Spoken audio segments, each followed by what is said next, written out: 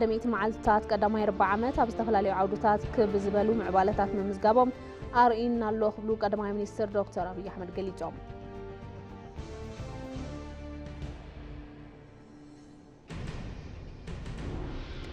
ኢትዮጵያ ፀጥታት ብምጽዋር ልምዓት መስኖ መፈልፈል ሓይሊ ኣብ ምህናጽና ነጠፈት ምጽንሓ ተሓቢሮም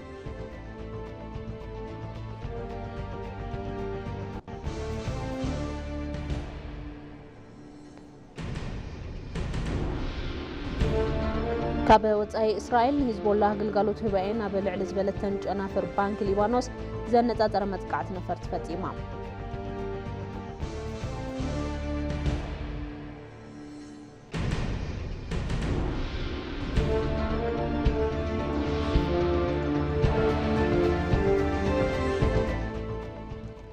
سلام دعنا بالله كم يتمشوا خبركم تملكتنا لك ساعات حدا خوين له كابيتي بمدب قنقات تقرنيا ما أدزينا هب ساعة جميرنا وهم كبليو ما أدزينا أنا مرحونا زريت بريو حبيركم كتأنيحي فلما حد زيناتات قام حدا ميتي معلتات قدما يربع عامات باستفلاليو عودتات كبزبلو معبالتات ممزقابو مرئينا اللي خبلو قدماي منيستر دكتور أبي أحمد قليتهم توم قدماي منيستر أم حبراو ميديوم أبزا محلال فهم الأختي እቲ ኣንፈት ዕቤትና ኣብ ቅድሜና ዝበለጸ ስራሕ ከምስተርፈናውን ዘርኢ ኢሎም ክንትግብሮም ዝጸናሕና ስራሕቲ ለውጢ ትካልን ሲቪል ሰርቪስን ጻዕርታት ዕቤትና ምንጋፍ ይርከቡ ብምባል ዓውደ ግልጋሎት ህዝቢ ሓዱሽ ባህሊ ምንቃሕ ከም ዘዕብን ካልኦት እውን ውጽኢታውን ክኾኑ ንኽድገፍ ይላበ ክብሉ መልእኽቶም ኣመሓላሊፎም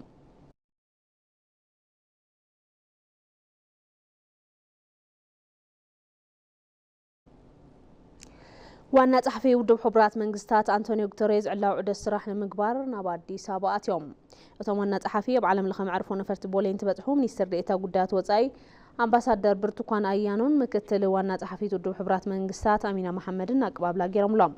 أنتونيو غوتيريز أب إثيوبيا بزهلوهم تانيحي تابع عمتا هيبا حلفتو ودب حبرات منغستاتن حبرات أفريكان كساتف يوم داقم استحدث هنزا كوميشن قطابة أفريكا خمزم رؤون حبريتا منيستر قدات وصاي ملاخت بتزامد زينا قدماي منيستر دكتور أبي أحمد مسوانا صحفي ودب حبرات منغستات أنتونيو غوتيريز تزاتيوم توم قدماي منيستر محبراو ميديا قطعم أبزم حلالفو صحف وانا صحفي ودب حبرات منغستات أنتونيو غوتيريز نكوانا بإثيوبيا بدحان مزويلهم لو موقحتا بصحفتهم تقبلهم مبستفلاليو زبون بعل بزح وغن قداتن تأميتهم كم استزاتيون قليتهم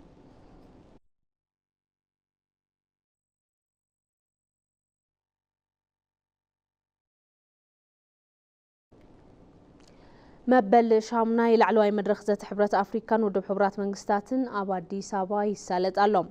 أبت مدرخ بومبر كوميشن حبرات أفريكا موسى فاقي مهماتن وانا تحفو ودب حبرات منغستات أنتونيو غوتيريز حاويسو لعلوت حلفت سراحة انتقالات تاريخيبهم يوم أفت أزمة معقفات متحبار حبرات أفريكان ودب حبرات منغستاتن أبت مدرخ يمجملهم كلت يوم تكالات سلام دحنة حاويسو بستفلاليو عودتات اللوم متحبار زيت أما تزات خقابرو يمزبل تثبيت اللوم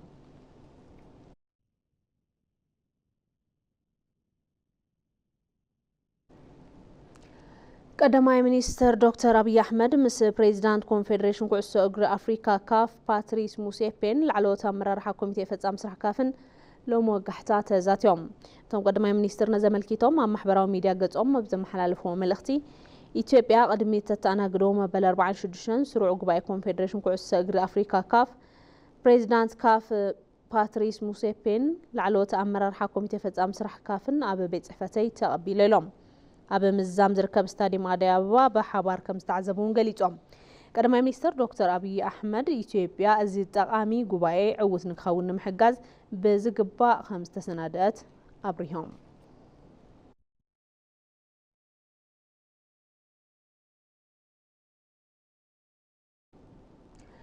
بريزيدانت كاف باتريس موسيبي أبستر خبولو مدرخ ذات أبال هجراسي كافا أبادي سابا يسالت ألوم أبت مدرخ بريزيدانت فيدريشن كعسو أجري إثيوبيان أبال كوميتي فتز أمسرح كافن إساياس جران حاوسو لعلوت أمرر حاكو عسو أجري أفريكا خمستر خبو كابا فيدريشن كعسو أجري إثيوبيا زرخبنا حبريتا يرد مبال 24 حفشاو قباي كونفدريشن كعسو أجري أفريكا كاف صباح أبادي سابا 5 سالت تحبيرهم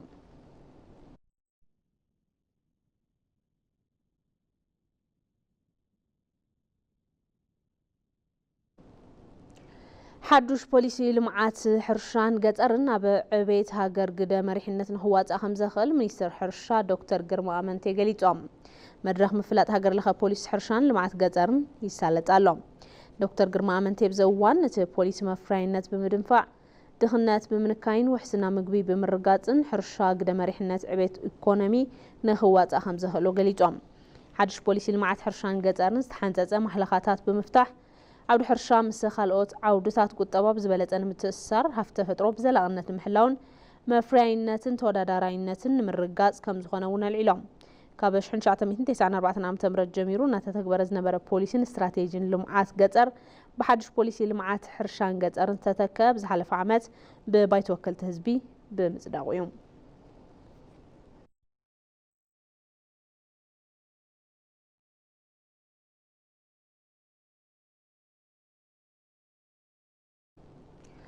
كومشن سيفيل سيرفيس هذا فتات ما ممر حدش وساخ ما هي سرحتنياتات منقست أمت الزتا مس حلفت بيرو سيفيل سيرفيس كللن من محدار كتماتات زتيوم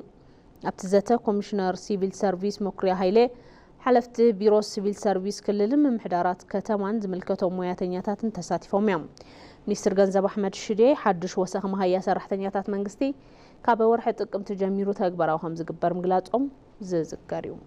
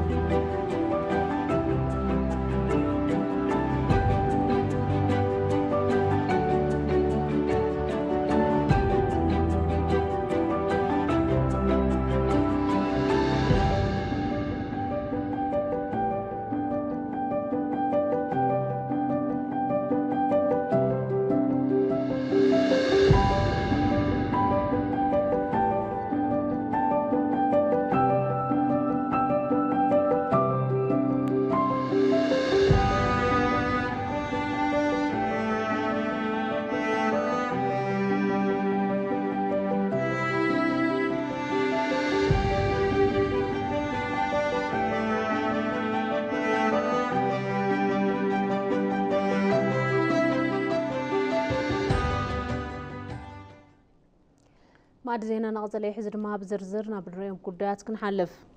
إثيوبيا تغطات بمزوار لمعات مسنو مفلفل حيل مهناتنا ندفات مصنحات حبيروم وعلتات نسم معاتن اوان بعدو مغزاتي ناي منصاق مسل كونت هلو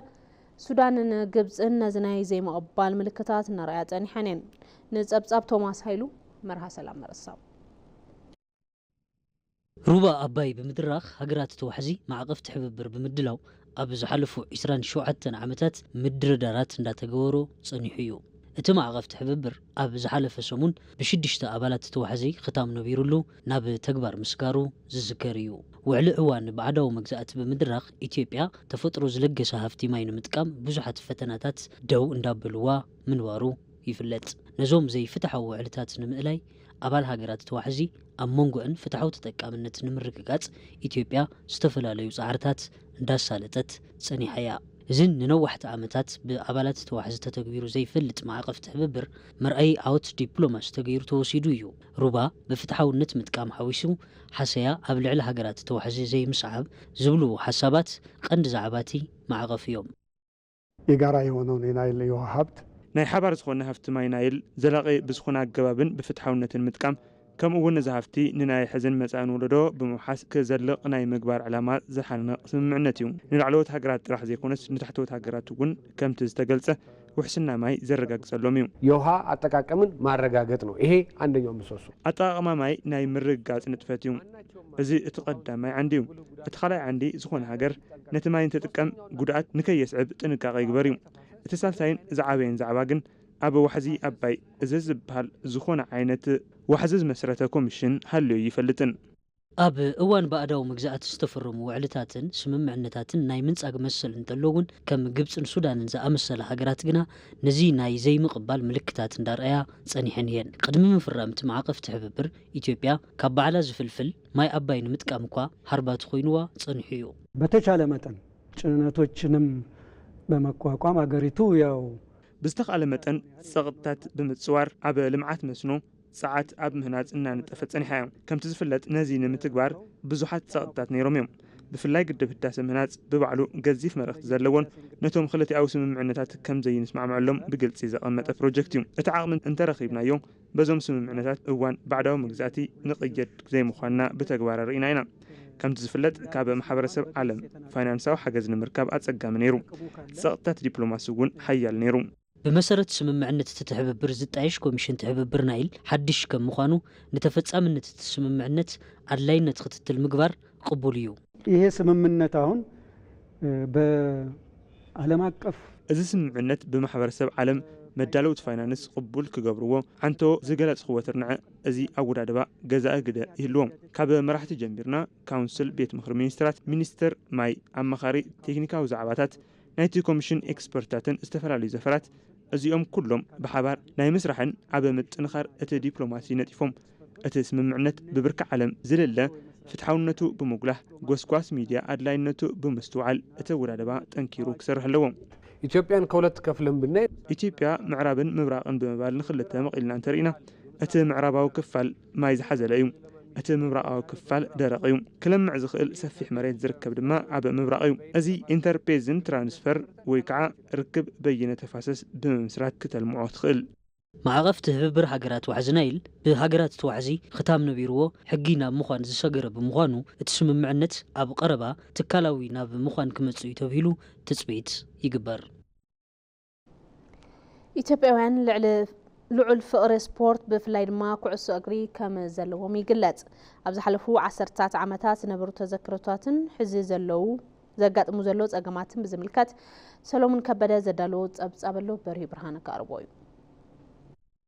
ኩዕሶ እግሪ ካብ መንጎ ዓይነታት ስፖርት ሕርያን ፍልፍል ሓድነትን ኢትዮጵያውያን ኮይኑ ይውሰድ። ብምዃኑ ድማ ካብቶም ዝተጨናነቑ ጎደናታት አዲስ አበባ ጀሚሩ ኣብ ኩሉ ክፋል ኢትዮጵያ ዘውትር እዩ። ምቹ ሜዳታት ጸወታ ዋላ እንተዘይረኸቡ ልዑል ተህዎ ዘለዎም ሰገናት እተፍሪ ሃገር እውን እያ። ክእለት ኩዕሶ እግሪ ኢትዮጵያውያን بعالم لخوان سب مويا كيترفع أفلتو زرخبي. Mejía tiene que venir a marcar Guagua, la conducción de Andargachev. En estos minuticos está llegando bien Etiopía buscando mano de Vargas, ojo, mano de Vargas. نحجراوت جانتا يخون نحن كلابات بالعول دقاف زلل ليو أفكار تكوع السوقري زحقوا في هجريا إثيوبيا.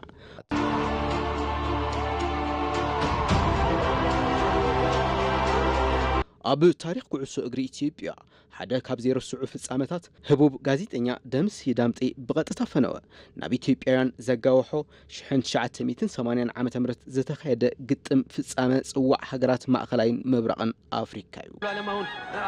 عشام ملالم عشام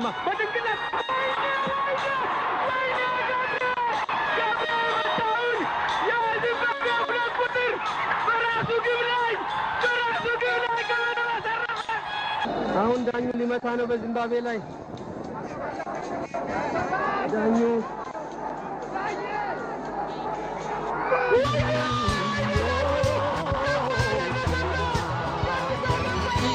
عسرت حدا عامتات ندحريت ملس انت نبل دما إثيوبيا دحر 30 حدا عامتات نابتساتفو صوع أفريقيا زبقعت لا شتو انت تقصر زنبره دمقت استاديوم አዲስ አበባ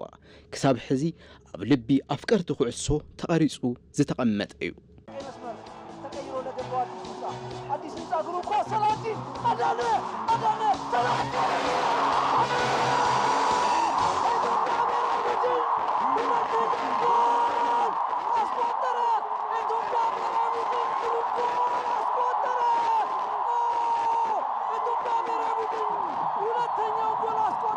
يخون مبر إثيوبيا تنحن حيت هاجراويت غانتا ختهنص እናት ጸገመት ትርከብ ኢትዮጵያውያን ናብ መድረኽ ጽዋዕ ኣፍሪካ ኣብ ዝሓለፉ 42 ዓመታት ዝገብርዎ ተሳትፎ ክልተ ጥራሕ እዩ ኢትዮጵያ ፌደሬሽን ኩዕሶ እግሪ ብ1937 ዓመተ ምህረት ዘጣየሸት ኮይና እዚ ድማ ፌደሬሽን ኩዕሶ እግሪ ኢትዮጵያ ኣብ ኣፍሪካ ካብ መንጎ ቀዳሞት ይገብሮ ኮንፌደሬሽን ኩዕሶ እግሪ ኣፍሪካ ካፍ ብምስራት ካብ መንጎ ፈላሞት ተሳተፍቲ ጽዋዕ አፍሪካ ሓንቲያ ኢትዮጵያ ሳልሳይ ጽዋዕ አፍሪካ በምትእንጋድ ተዓዋቲት ምዃናውን ይዝከር ሎሚ ተሳትፎ ጽዋዕ አፍሪካ ፈተና እናኾና ዝርከብ ኢትዮጵያ እኹል መሰረተ ልምዓት ኩዕሶ እግሪ ዘይመምላእ እኹል ዝሰልጠነ ክኢላ እተዓውዲ ዘይምህላው ግዕዜናን ዘይምዕሩይ ኣሰራርሓን ብቁዕ ፌደሬሽን ዘይምህናጽን ቀንዲ መበገስታት ምድኻም ኩዕሶ እግራ ተገይሮም ይውሰዱ ነዚ መፍትሒ ክኸውን ዝኽእል ኩሎም ኣካላት ብጽሒት ኩዕሶ እግሪ ብዝተዋደደ መንገዲ ዝሰርሕሉ ባይታ ምፍጣር እዩ ኢንስቲትዩት ሜትሮሎጂ ኢትዮጵያ ምስ ኮሚሽን አመራርሓ ስጋት ሓደጋን ኢትዮጵያ ብምትሕባር ሓደጋ ሞንካይ ስራሕ ምህለው ዋና ዳይሬክተር ትካል ኣይተፈጠነ ተሾመ ገሊጾም ኮሚሽን አመራርሓ ሓደጋ ስጋትን ክልል ደቡብ ኢትዮጵያ ኣይተጋንታ ጋማ በወገኖም በሓባር በስተሰርሐ ስራሕ ነበርቲ ካብ ቀጻል ሓደጋ ምድሓን ከም ዝተኻለ ኣረድዮም ሙሉ ብርሃን ግርማ ኮሚሽን አመራርሓ ስራሕ ሓደጋን ስጋትን ኢትዮጵያ ንሓደጋ ዝኾን ሓገዝ እኽሊ ብውሽጣዊ ዓቕምን ምትካእ ከም ትካል ብርክት ዝበሉ ስራሕታት እናወገነ ይርከብ ኢንስቲትዩት ሜትሮሎጂ ኢትዮጵያ እውን ከም ብጽሒት ኣካል ነዙይ ንምዕዋት ምስ ኮሚሽን አመራርሓ ስራሕ ሓደጋን ስጋትን ኢትዮጵያ ብምትሕባር እናሰርሐ ከም ዘሎ ዋና ዳይሬክተር ትካል ኣይተፈጠነ ተሾመ ገሊጾም እዮም ከጎርፍ ጋር ተያያዥነት ያላቸው አደጋዎች የሚከሰቱበት ምስ ሕጅ ተዛመድቲ ዝኾኑ ሓደጋታት ዝፍጠሩሉ ኩነታት ከም ዘሎ ይፍለጥ እዩ ንኣብነት ለምዘበን ከም ዝፍለጥ ምስ ዝናብ ምብዛሕ ተታሒዙ ምንሽርታት መሬት ወይ ድማ ምህማም መሬት ምምላእ ማይን ተፈጢሩ እዩ ብምኽንያት እዚ እውን ህይወት ወዲ ሰብን ንብረትን ጠፊኡ እዩ ነዚ ንምክልኻል ዝከኣል ብሓባር ብምስራሕን ብምትሕጋዝን እዩ አመራርሓ ሓደጋ ዘፈር ማይ ዘፈር ጥዕናን ሕርሻን ከምኡውን ምስ ሓለዋ ከባቢ ብሓባር መስራሕ ኣዝዩ ወሳኒ እዩ ሓደጋ ንምንካይን ብምኽንያት ለውጢ ኩነታት ኣየር ዝመጽእ ሓደጋ ንምክልኻልን ምትሕባር ኣገዳሲ እዩ ኢንስቲትዩት ሜትሮሎጂ ኢትዮጵያ ዝህቦ መረዳእታን መጠንቀቕታን ከም እታወት በመጠቀም ተፈጥሮ ሓደጋ ምቕናስ ከም ዝከኣሉን እቶም ዋና ዳይሬክተር ገሊጾም እዮም ኢንስቲትዩት የሜትሮሎጂ የሚሰጠውን መረጃን በመጠቀም የሚሰጣቸውን የቅድመ ማስጠንቀቂያ መረጃዎችን የምክር አገልግሎቶችን በግብአት በመጠቀም ኢንስቲትዩት ሜትሮሎጂ ዝህቦ መረዳእታ ብምጥቃም ብትካልና ዝወሃብ ቅድመ መጠንቀቕታ ከም እታወት ብምጥቃም ሓደጋ ምንካይ ይከኣል እዩ ስለዚ ምስ አመራርሓ ሓደጋን ስጋትን ምስ ሕርሻን ምስ ሰፈር ጥዕናን ብሓባር እንዳሰርሐና ንርከብ ብሓባር ንምስራሕውን ክልተ ማዕቐፍ ሕጊ ተግባራዊ ጌርና ኢና እቲ ሓደ ትካልና ዘተሓባብሮ ሃገራዊ ግልጋሎት ኣየር ዝብል ተግባራዊ ጌርና ኢና እቲ ካልእ ድማ ሎሚ ዘበን ዝጸደቐን ኣብ ስራሕ ዝርከብን ፖሊሲ ሓደጋን ስጋትን ብሓባር ንኽንትግብር የገድድ ንሕና እውን እናሰራሕናሉ ንርከብ ኮሚሽን ሓደጋን ስጋትን ክልል ደቡብ ኢትዮጵያ ዝኾኑ ኣይተጋንታ ጋማውን ተፈጥሮ ሓደጋ ኣብቲ ክልል ብተደጋጋሚ ይለዓል ከም ዝነበረ ኣልዒሎም ብምትሕባር ብዝተሰርሐ ስራሕ ግና ካብ ቀጻል ሓደጋ ነበርቲ ምድሓን ከም ዝተኻለ ኣልዒሎም እዮም በክልላችን ባለፉት ዓመታት በተለይ በተፈጥሮና ሰው ሰራሽ አደጋዎች ክልልና ንዝሓለፉ ዓመታት ብተፈጥሮን ብሰብ ሰራሕ ንሓደጋ ተቃልዓ ከባቢ ነይሩ ብተፈጥሮ ሓደጋ ከም ዝፍለጥ ምንሽርታት መሬት አጋጢሙና ነይሩ እዩ በዚህ ምክንያቱ እውን ኣብ ህዝብና ከቢድ መጉዳእቲ ኣስዒቡ እዩ ምስ ውሕጅ ተታሓይዙ እውን ብርክት ዝበሉ ጸገማት ሓሊፍና ኢና ነዚ ምስተረዳእና ንመሬት ምንሽርታት ተጋለጽቲ ዝኾኑ ከባቢታት ብመጽናዕቲ ቀይሕ ዞባ ቢጫ ዞባ ሓምለዋይ ዞባ ኢልና ብምፍላይ ነቶም ቀይሕ ዞባ ኢልና ዝፈለናዮም ነበርቲ ብዛዕባኡ ግንዛበ ክረኽቡ ምግባር ቀጺሉ ክመጽእ ካብ ዝነበረ ሓደጋ ምድሓን ተኻኢሉ እዩ كما قال كوميشنر غانتا غاما حدغان سغات مقناس حباراوي سرح مخانو العلوم مستفلالو سبጽ حيتا قالات يسرحو ملاوم አረዲኦም እዮም በአጠቃላይ አደጋ ስጋት ቅነሳ ስራዎች ማለት የተቀናጀ ልማት ስራ ማለት ነው በሐፈሻ ስራሕ ቅነሳ ሓደጋ ስጋት ማለት ሓበራዊ ዝኾነ ስራሕ ማለት እዩ ሰፊሕ ጉለት ምግቢ ኣብ ዘለዎ ከባቢ ዝተወደበ ግብርና ምስ ዝተፈላልዩ ሰብ ብጽሒት አካላት በሓባር በመስራሕ መፍርያይነት ምውሳኽ ተኻይሉ እዩ ሕጽረት ማይ ክቅንሱ ዝኽእሉ ልምዓት ማይ ከም ክልል ሰሪሕና ኢና ኮሚሽን አመራር ሓደጋን ስጋትን ኢትዮጵያ ካወጽ አይዛቱ ሓገዝ ቦሽታ አቅምን ምትካ ብርክ ዝበሉ ስራሕታት ከም ተካል እናወገነ ዝርከብ እንትኾን ኣብዚ ሒዝናዮ ዘለና ዓመትን ኣብ 253,000 ሄክታር መሬት ዝተዘርአ ምህርቲ ንምእካብ ተተሊሙ እናተሰርሐ ከም ዘሎ ዋና ኮሚሽነር ትካል አምባሳደር ሽፈራው ተክለማርያም ምግላጾም ይዝካር።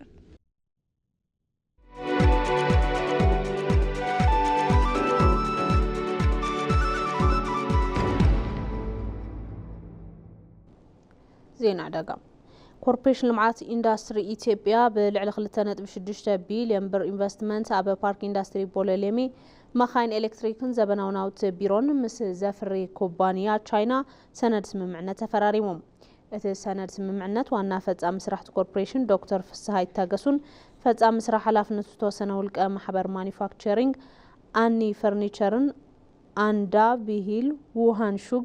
فريمو مويام اتا كوبانيا ببارك اندستري بوليلمي ابا 2 هكتار زلمع مريت كابت كوربريشن بمركاب نابسراح زاتو تخون بمولع عامو نابسراح انتاتو نبزح زيغاتات عدل سراح خمس فتر تقليجوم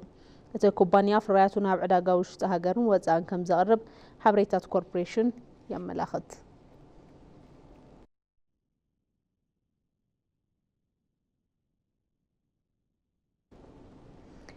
ممحياش ماكرو قطبانا بملوء تقبرا دحر مئتاونا ببانك زاتو شرف وطا وسخ كم زرعي استفلاليو حلفتي سراح بانكتات تزاريبام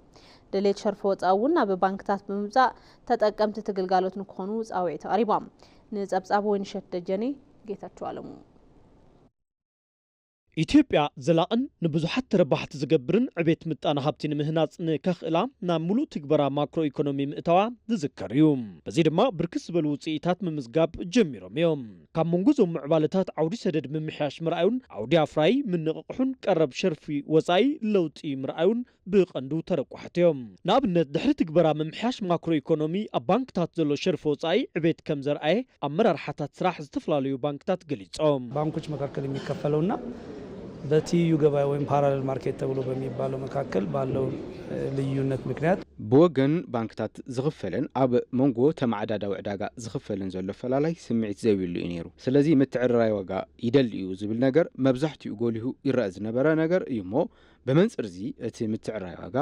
ኣብ ዝመጸሉ እዋን ካብ ዓውዲ ሰደድ ይኹን ካብ ረሚታንስ ዋሕዚ ሸርፊ ወጻኢኡ እናዓበየ ይመጽኡ ስለዚ ብኻልእ ብጸሊም ዕዳጋ ይኸይድ ዝነበረ ሸርፊ ወጻኢ ብዝተወሰነ መልክዑ ናብ ስርዓት ባንኪ ንኸመጽእ ሓገዝ ገይሩ እዩ የግል ሐዋላ ከ62 በመቶ በላይ ጭማሪ አሳይቷል በኢትዮጵያ ንግድ ባንክ ኣብ ባንክ ንግዲ ኢትዮጵያ ሐዋላ ውልቀ ልዕሊ 62 ሚእታዊ ወሰኸሪ እዩ ልዑል ለውጢ ኣምጽኡ እዩ እዚ ማለት ብጸሊም ዕዳጋ ይመጽእ ዝነበረ ሐዋላ ብዝተወሰነ ብርኪ ናብ ባንክና መምጻእ ጀሚሩ እዩ ማለት 62 ሚእታዊ ወሰኽ ኣዝዩ ልዑል እዩ ክበጽሕ ዘለዎ ብርኪ ግን ኣይበጽሕን ሕዚ እውን ስራሕ ይሓት የውጭ ምንዛሪ ሀብታችን ይሄን ሪፎርም ስንጀምር ከነበረበት ሸርፊ ወጻኢ ሃፍትና ነዚ ሪፎርም እንትንጅምር ካብ ዝነበሮ ሕዚ 222 ሚእታዊ እዩ ዘሎ እዚ ድማ ልዑል ዕቤት እዩ እቶም ኣመራርሓታት ከም ዝገለጽዎ ደለይቲ ሸርፊ ወጻኢ ብወገን ባንክታት ዝደለይዎ መጠን ሸርፊ ወጻኢ ብምርካብ ነቲ ዝተኸፈተ ዕድል ክጥቀሙሉ ይኽእሉ እዮም ኢሎም የአጠቃቀም ሁኔታው የሚበረታታ ነው እኛ ባንክ ኩነታት አጠቃቅሙኡ ዝተባባዕ እዩ ናትና ባንኪ ካብ ሞንጎ ዘድልዮም ሸርፊ ወጻኢ 90 ሚእታውን ልዕሊውን ናይ ምጥቃም ኩነታት ኣሎ ድሮ ከሚያስፈልጋቸው እጥፍ ብር ያስፈልጋቸዋል ቀደም ካብ ዘድልዮም ልላዕሊ እጥፍ ገንዘብ የድልዮም እዩ ማለት እዩ ብር እንድሕር ዘይሃልይዎም ዓቕሚ ስለ ዘድልዮም ብናይ ቀደም ልክዕ ጽንቁ ድሌት ኣይህልውን ቀደም ልዕሊ ዓቕምና እዩ ነይሩ እቲ ድሌት ሕዚ ግን እቲ ድሌት ናብ ዓቕምና እናተቀራረበ እዩ ዘሎ ድሌት ኣሎ ግን ድሌት ሃልዩ ዓቕሚ ሃልይዎም ምጥቃም ዝኽእሉሉ ዓቕሚ ካብ ናይ ቅድሚ ሕዚ ቀኒሱ እዩ አቅርቦቱ የተሻለ ነው ቀረቡ ዝሓሸ እዩ ድሌት ግን ካብ ናይ ቅድሚ ሕዚ ብዝተወሰነ መልክዑ ነኪሩሎ ሸርፊ ወጻኢ ኣይረኸቡን ተባሂሉ ብርግጽ ሕዚ ቅሬታ ዝቐርበሉ እዋን እዩ ኢልካ ምድምዳም ኣይከኣልን ብርግጽ ዝተፈላለዩ ምኽንያታት ክህልዎ ይኽእሉ ይኹን እምበር ዝቐረበ ሸርፊ ወጻኢ ሙሉእ ተጠቒሞምሉ እዮም ወሲደሞ እዮም ምባል ኣይከኣልን ዛጊድ ብዝተፈላለየ ምኽንያት ዝተዋሃቦም ዕድል ሸርፊ ወጻኢ 52 ሚእታዊ ኣይተጠቐሙሉን ምባል ይከኣል ሰብ ሃብቲ ውልቀ ሸርፊ ወጻኢ እንትሓትቶም ባንክታት ቅልጡፍ ግልጋሎት ይህቡ ምህላዎም ኣልዒሎም ትግበራ ማክሮ ኢኮኖሚ ዘመቻቸዎ ዕድል ብምጥቃም ካብ ባንክታት ብተወሳኺ ቢሮታት ተመዓዳደውቲ ሸርፊ ወጻኢ ናብ ስራሕ ይኣቱ ምህላዎም እውን ተጠቒሱ እዩ